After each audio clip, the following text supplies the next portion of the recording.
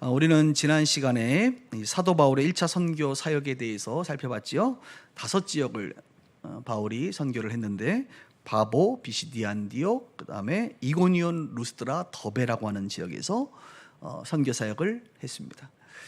풍성한 열매가 맺어졌습니다. 정말로 풍성한 열매가 많이 맺어졌어요.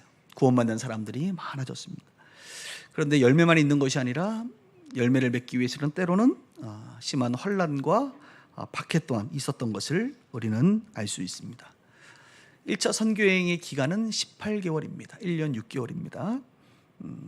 이제 사도 바울은 1년 6개월의 시간의 사역을 마치고 6개월 동안 베이스 캠프고 자신을 파송했던 교회 바로 수리아 안디옥 교회로 그는 들어가게 됩니다.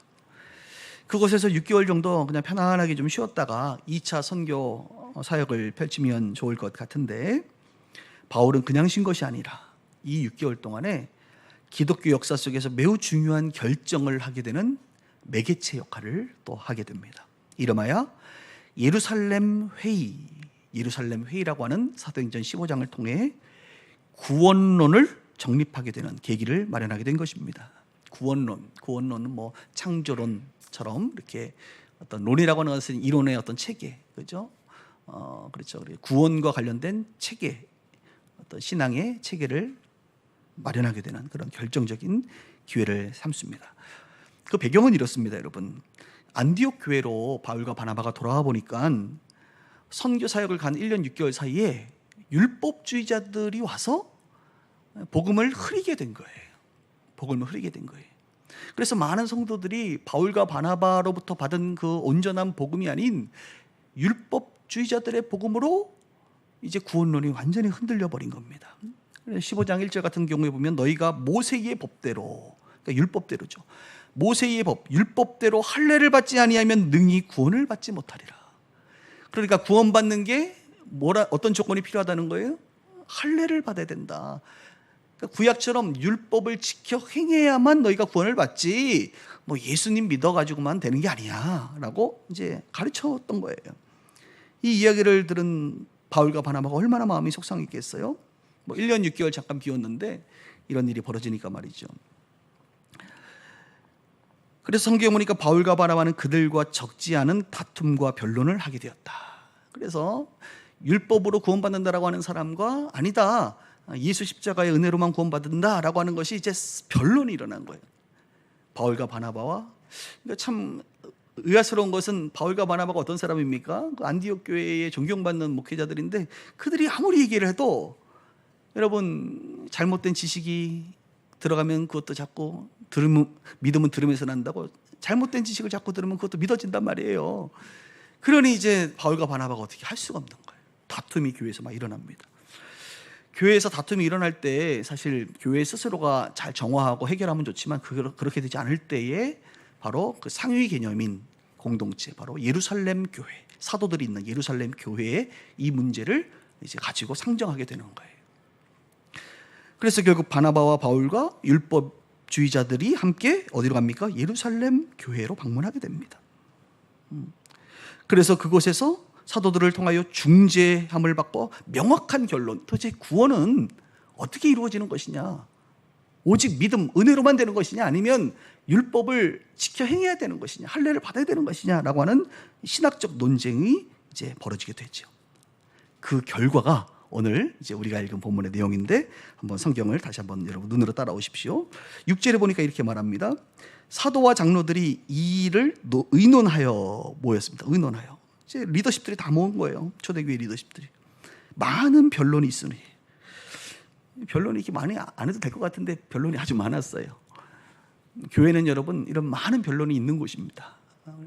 각자의 생각과 의견이 달라요. 본인이 생각하는 신학 체계가 있고 본인이 생각했던 믿음이 있고요. 다 달라요. 그리고 초대교회도 이런 많은 변론이 있게 됩니다.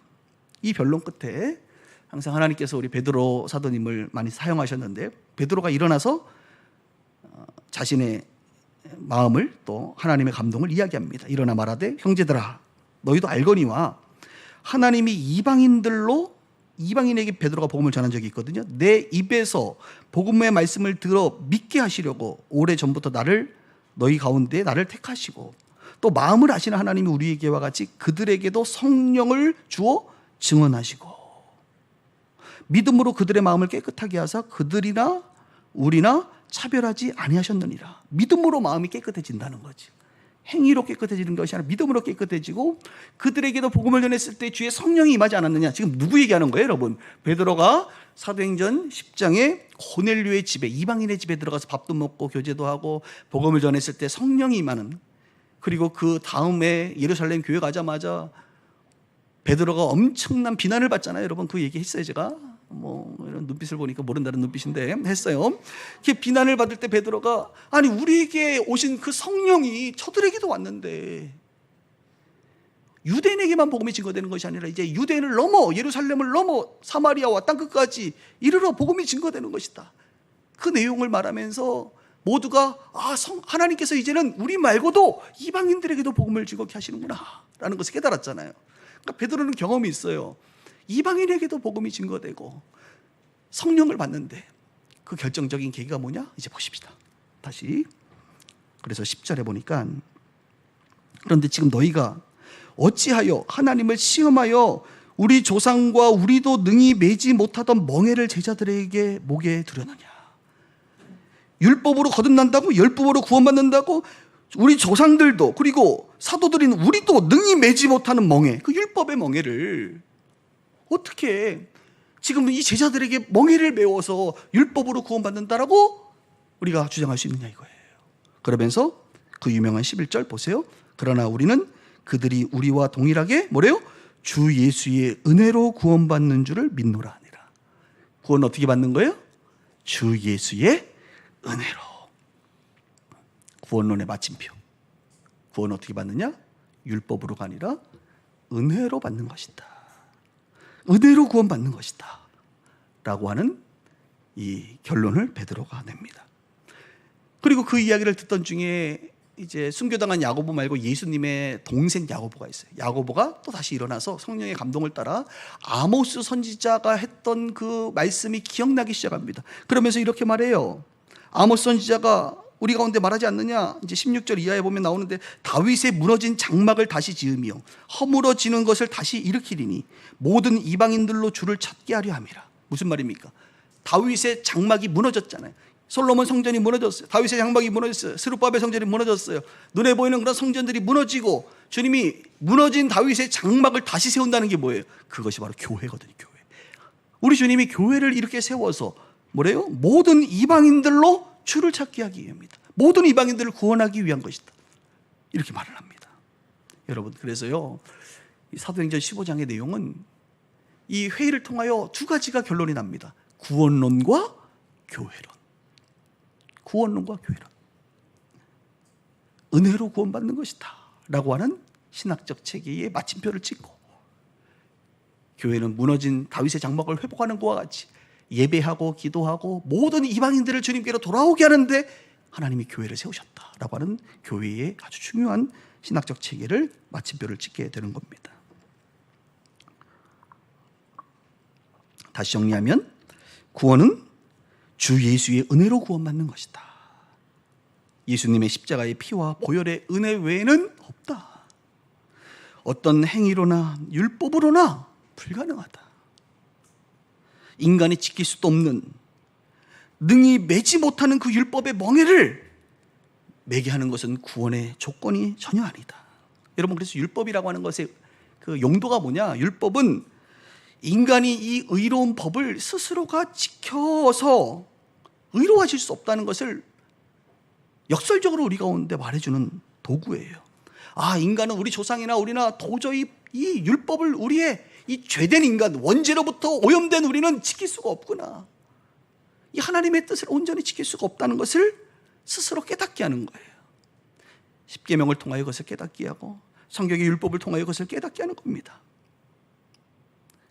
본성이 죄인임을 깨닫게 해요. 그래서 거기서 끝나는 것이 아니라 그런 죄인이 누구를 향하여 십자가에 달려 우리의 죄를 위하여 달려 돌아가신 그 의로우신 분 예수 그리스도께로 가도록 돕는 역할을 무엇이 한다? 율법이 하는 거예요. 율법이. 또한 이 구원론과 연관돼서 이제 교회론을 말한다고 한다면 다윗의 장막이라고 하는 것은 24시간 365일 주님을 예배했던 장막이거든요. 그것이 무너졌다고. 반대로 새롭게 예수님이 십자가를 통하여 그리고 부활함으로 말미암아 새로운 다윗의 장막, 바로 교회 공동체를 주님이 세우시고 그 교회는 다윗이 했던 것처럼 하나님을 예배하고 만민이 기도하는 곳이며 모든 이방인들을 주님께로 돌아오는 구원의 방주의 역할을 감당하는 것이야말로 교회의 사명이라고 하는 중요한 사실을 우리 가운데 지금 알려주고 있는 겁니다. 그래서 예루살렘 회의의 결정은 한마디로 기독교 역사 속에서 구원론과 교회론의 중요한 교리를 확정짓는, 마침표를 찍는 그런 역할을 하게 되는 겁니다.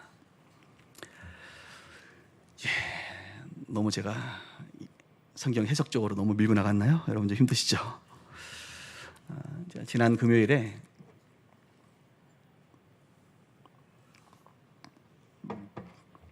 그런 말씀 드렸는데, 세상이 어지럽고 마지막 때가 가까이 오면 올수록 행위 구원론이 판을 칠 것이다. 은혜로만 구원받는다, 그 은혜로 구원받는다라고 하는 마침표를 지우는 거예요. 마침표를 지우고, 그리고 그거 말고 그리고 이것저것을 해야만 구원을 받는다. 예수님을 믿고 구원받는 것이 아닌 무언가 특별한 그것 이상의 영적인 진리를 깨달아야만 구원받는다. 여러분, 우리가 알고 있는 그 예수 복음 말고 더 특별한 뭔가 영적 진리, 성경을 깊이 연구하고 묵상하고 뭔가 대신학자들만이 마치 깨달을 것 같은 그런 깊은 영적 진리를 깨달아야만 구원받는다라고 하는 사람들, 지금도 있어요, 여러분. 그런 교회들은. 그리고 초대교회 때도 그런 사람들이 있었습니다. 영지주의자들이라고. 여러분, 그렇지 않아요. 여러분이 알고 있는 그 단순한 십자가의 복음이 구원하는 것인데, 아니야, 그것 이상의 특별한 뭔가 있을 거야 라고 생각한단 말이죠. 그리고 은혜로만 되는 것이 아니라, 은혜로만이 되는 것이 아니라 공덕을 쌓아야 된다. 선을 많이 행해야 된다. 남들보다 좀 더 거룩한 삶을 상대적으로 더 많이 살아야 된다. 아니, 하나님 앞에서 절대적인 거룩한 삶을 유지하며 살아가야 된다 라고 주장하는 사람들.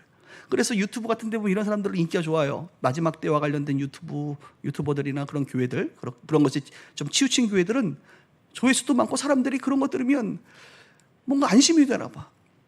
그렇지, 어떻게 예수 은혜로만 구원받아.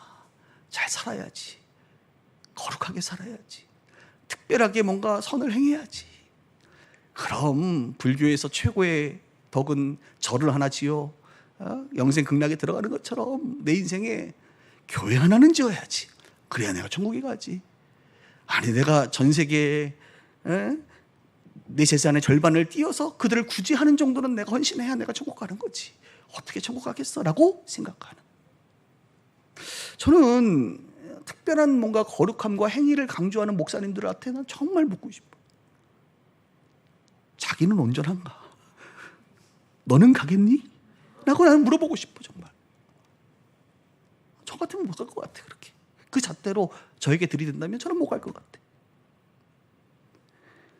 생각으로 짓는 죄, 작은 죄도 우리 주님의 눈에는 우리가 봤을 때 크고 작은 죄, 주님의 눈에는 다 죄거든요. 죄인인 우리는 우리의 행위로 어떤 의로워질 수 있는 절대적 의의 가치에 올라설 수가 없어요. 그래서 절대적인 의로우신 예수님만이, 죄 없는 예수님만이 그분의 보혈, 그분의 대가를 대신 지불해 주심으로 말미암아 우리가 어떻게 죄를 용서받는 그 대가를 예수님이 치러 주셨기 때문에 가능한 것이죠. 종교개혁자들이 과거에 외쳤잖아요. 또 이 초대교회 때 이후에 사람들이 자꾸 뭔가 부족하니까 이 점을 지우고 마침표를 지우고 연보통에 돈을 땡그랭 넣어야 당신의 죽은 형제자매들이 천국에 간다, 이런 이야기를 자꾸 하니까 종교개혁자들이 가슴을 찢으며 뭐라고 얘기했습니까? 오직 은혜, 아니다, 오직 은혜로 가는 것이다. 솔라 그라티아.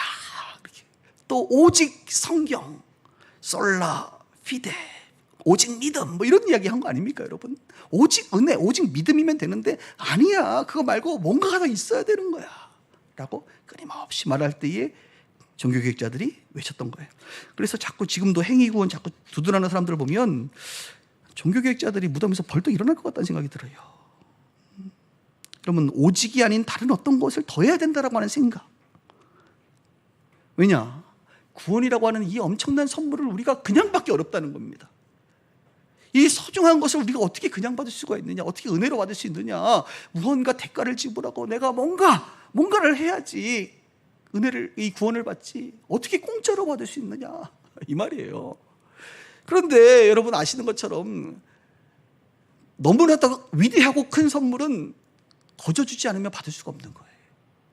그래서 우리 옛날 어른들은 그런 예를 많이 들었습니다. 여러분, 공기 중에 있는 이 산소 얼마나 소중합니까? 너무나도 가치가 있는 것이라 하나님이 공짜로 주는 거예요, 이렇게 말하잖아요.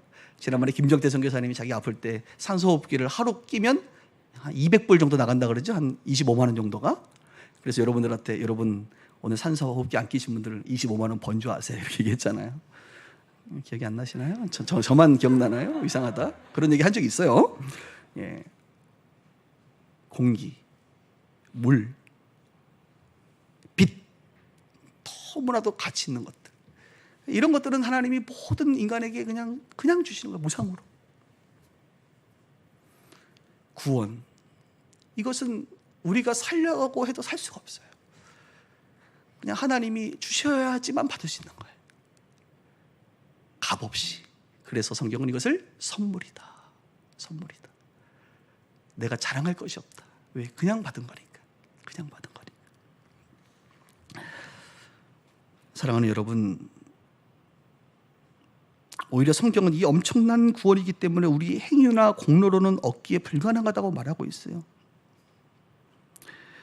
오히려 이렇게 행위 구원을 계속 조장하는 사람들은 이미 하나님이 찍으셨던 마침표를 지우고 다른 것을 더하는 자들이에요. 마침표를 지우고 싶은 유혹이 계속 우리 가운데 있단 말이에요. 왜? 불안하거든. 이러다가 구원 못 받으면 어떡하지라고 하는 불안감이 우리를 엄습하기 때문에 이것을 지우고 무언가 추가하고 싶은 유혹이 우리 가운데 있는 겁니다. 저는 이 사도행전의 말씀, 오늘 베드로와 교회 공동체를 통하여 확정지은 구원론을 에베소서의 말씀을 통하여 다시 한번 확인하고 싶습니다. 한번 성경을 볼까요? 에베소서 2장 8절에 보면 여러분 잘 아시는 말씀이죠. 너희는 그 은혜에 의하여 믿음으로 말미암아 구원을 받았으니 이것이 너희에게서 난 것이 아니요 하나님의 선물이라. 행위에서 난 것이 아니니 이는 누구든지 자랑하지 못한다. 여기 보니까 구원을 어떻게 받는데요? 믿음으로 말미암아 구원을 받는다. 믿음. 그래서 우리가 믿어야 구원받는데, 그러면 이 믿어야 되는 그 믿음이 어디서 왔느냐? 나에게로부터 온 거냐? 아니라는 거예요. 은혜로 말미암아, 은혜에 의하여 하나님이 은혜 주셔서 우리 가운데 믿음이 생겼다는 거예요. 그러니까 여러분들이 믿게 된 것이요, 이게 여러분이 믿은 게 아니라 믿게 된 것이에요. 여러분, 하나님이 계시다는 것을 여러분들이 안 게 아니라 알게 된 것이라고요. 여러분들이 죄인인 것을 여러분들이 깨닫는 것이 아니라 깨닫게 된 것이고요. 예수님의 십자가 사건이 우리를 구원한다라고 하는 이 사실을 내가 안 게 아니라 알게 된 것이고요. 예수님의 부활을 여러분들이 믿은 게 아니라 믿어지게 된 거예요. 그러니까 되게 하신 분이 누구냐? 바로 하나님의 은혜로 우리가 하나님을 알게 되고 죄인인 것을 깨닫게 되고 예수 십자가를 우리가 이해하게 되고 그리고 부활을 믿게 된 거예요. 한번 생각해 보세요. 우리가 진화론을 배우면서 한국에서 태어나서 교육을 받았는데 하나님이 천지를 창조했대. 이게 논리적으로 이게 이해가 돼요? 근데 이게 믿어져요? 믿어진다니까. 이게 다 누가 한 것이냐? 주님이 하시는 거예요. 여러분이 죄인인 게 믿어져요? 깨달아져요? 어떻게 아셨어요? 그 대단한 걸. 여러분이 죄인인 거 어떻게 아셨어요, 여러분? 주님이 알게 하신 거예요. 성령이 은혜로 구원의 역사 가운데 적극적으로 일하신 거예요. 그래서 그 은혜로 말미암아 우리가 믿음이 생겼고 그 믿음으로 말미암아 입으로 시인하여 예수를 영접하게 된 거예요. 그러니 자랑할 게 별로 없어요. 거저 주어진 거거든. 하나님의 선물이라고 하는 사실을 우리가 다시 확인하게 되는 것이죠. 오늘 사도행전이 말하고 있는 주 예수의 은혜로 구원받은 줄을 믿노라. 은혜로 구원받은 것이다. 그런데 여러분 그 에베소서 2장 10절의 말씀이 있는데 보세요. 우리는 그가 만드신 바라. 그리스도 예수 안에서 선한 일을 위하여 지으심을 받은 자니 이 일은 하나님이 전에 예비하사 우리로 그 가운데 행하게 하려 하십니다. 선한 일을 위하여 행하게 하려 하십니다. 이 내용은 제가 일부러 가운데 좀 이렇게 사이에 간격을 뒀잖아요. 위에는 구원론을 말하는 거고 아래는 교회론을 말하는 거예요. 그렇게 주님의 은혜로 구원받은 우리가 이제 교회가 됐는데 이 교회가 어떻게 살아야 하느냐, 이 땅에서 선한 일을 위하여 새 창조물로 하나님이 우리를 구원하셨다. 행하게, 이런 선한 일을 행하게 하기 위하여 하나님이 우리를 교회로 부르셨다는 거예요. 선한 일과 행함은 구원의 조건이 아니라 구원받은 자 교회의 의무인 거예요. 그런데 율법주의자들은 아니다, 선한 일을 행하는 것이 구원의 조건이라고 말하잖아요. 아니라고요.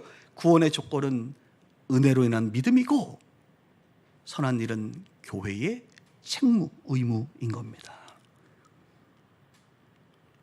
왜 우리가 거룩하게 살아야 됩니까? 왜 우리가 선하게 살아야 됩니까? 이유는 간단합니다.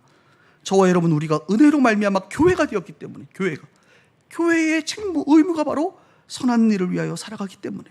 왜 우리가 거룩하기 위하여 몸부림쳐야 됩니까? 왜 우리가 나와서 또 회개하고 우리 죄를 자복하고 또 우리를 돌아보고 또 거룩한 길을 향하여 한 걸음 한 걸음 몸부림치며 갑니까? 우리가 교회이기 때문이죠. 주의 은혜로 구원받은 교회이기 때문에 교회는 거룩하니 거룩함을 향하여 우리가 갈 수밖에 없는 거예요. 우리가 왜 선한 일을 합니까? 왜 사람들에게 선한 일을 통하여 칭찬받으려고 굳이 합니까? 우리가 교회이기 때문에 그래요. 교회는 믿지 않는 자들로 하여금 칭찬받는 선한 일을 도모해야 되기 때문에 그렇습니다. 우리가 왜 교회 구원의 방주 역할을 굳이 해야 되나요? 우리가 교회이기 때문입니다.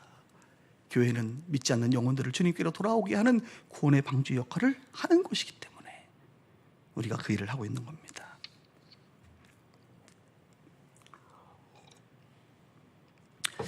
좀 오랜만에 설교하는 것 같아가지고 좀 긴장이 많이 되네. 이 담임 목사가 이게 본교회 강단에서 좀 긴장이 되는 경우가 그래서 죄송합니다, 여러분.